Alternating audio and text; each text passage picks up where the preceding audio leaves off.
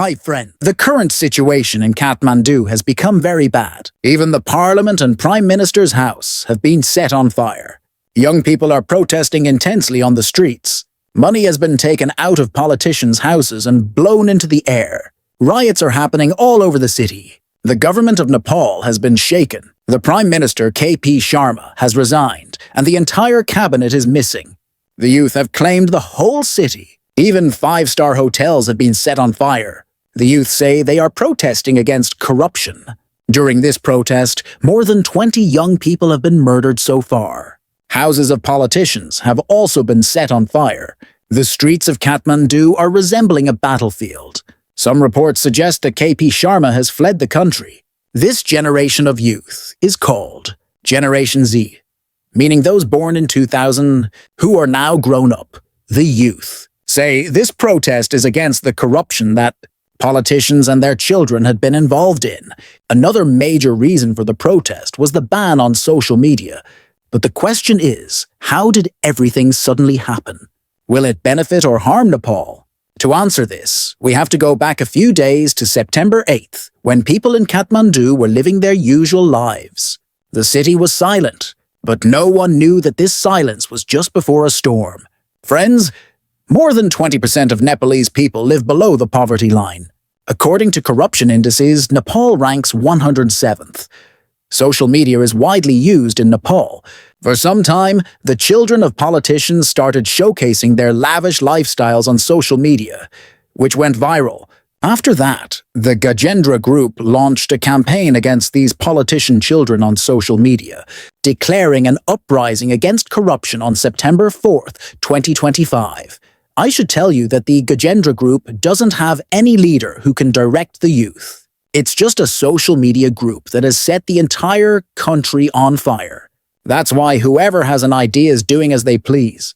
The government banned social media after September 4th, which also affected people's livelihoods, as many were earning from platforms like Facebook and others. After this ban, the situation worsened, and on September 8th, thousands of people took to the streets. The protests intensified to such a level that people started burning their own national buildings. Homes and shops were set on fire and looting also began. Currently, the country is running without any prime minister. The social media group also has no leader. The army has said they want the issues resolved through dialogue. Otherwise, they will take strict action because looting has already begun. Is this the right way? Please share your opinion. Additionally, I want to present some facts. According to Trading Economics, corruption in Nepal has decreased over the last 10 years. There's no doubt that after COVID-19, the world faces a period of chaos. But the young generation can do anything out of passion, especially with social media spreading fire quickly. However, this also harms the country. Burning assets can't benefit Nepal. Similar protests have happened in Sri Lanka, Bangladesh, and in Indonesia before. But the reality is that these countries' economies are still roughly the same as before the revolutions. Friends, before this storm and protest, what kind of life were people living? Let's try to find out. Now, let's go on a wonderful journey across Nepal. Nepal is a country nestled in our lap, a land that no country has ever occupied.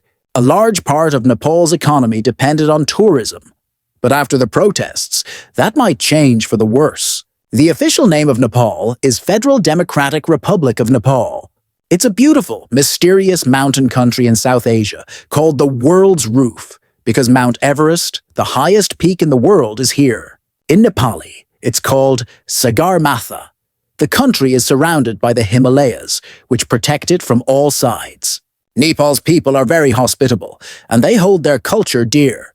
They don't give up their traditions easily.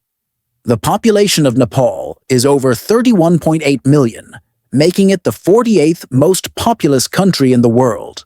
Its total area is about 147,181 square kilometers, ranking 93rd globally.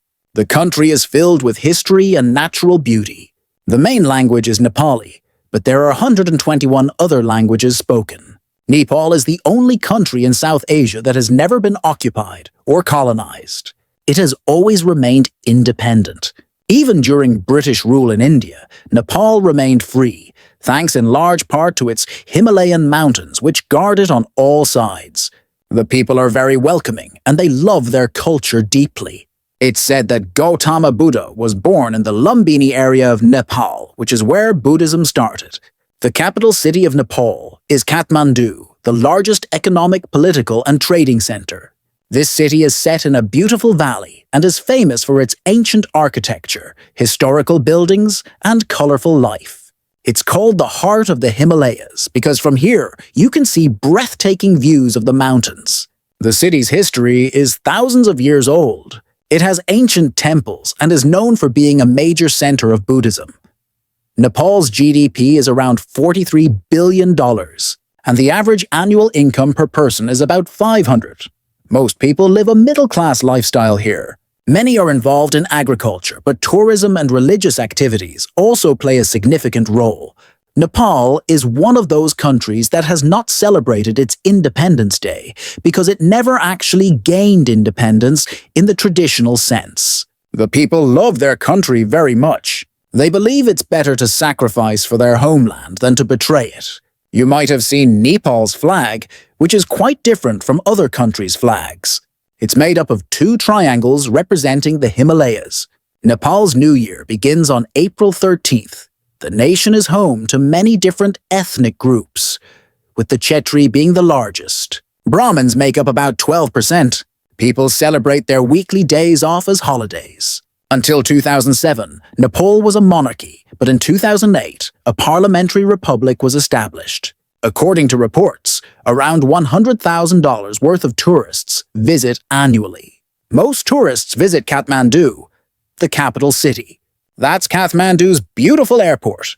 Kathmandu is a city full of dark stories. You can find many Hindu temples and Buddhist monasteries there, some thousands of years old. It's a mysterious, lively city with a population of around 3 million. Winters can be very cold there. The most famous hotel in Kathmandu is the Hilton, but it was also recently set on fire.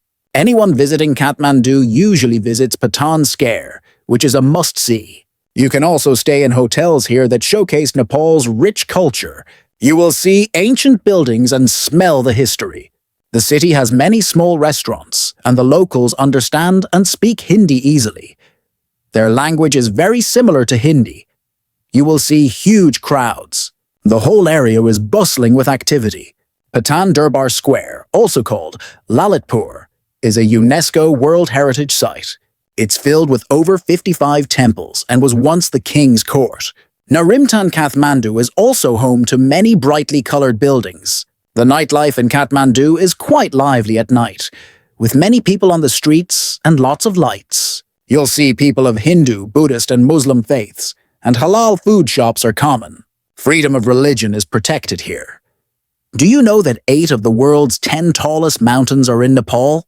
Mount Everest, the highest, is here, attracting many tourists. Kathmandu's tall buildings are not common, and great care is taken to keep the city clean. That's why you see very little trash on the streets. The spinning wheel you see here is believed to bring good luck. Kathmandu also has a glass bridge near the Sishi area where you can stand and see the whole city. This place is called Singletree. From Kathmandu, about 200 km away, is Pokhara, a city in Nepal full of natural beauty. You can sit in boats and enjoy the stunning scenery. Friends, you've probably eaten momos, a popular Nepali dish which is enjoyed a lot in Nepal. That's all for today's informative and interesting video. Let me know how you liked it in the comments, and I request new viewers to subscribe and like our channel. Until the next video.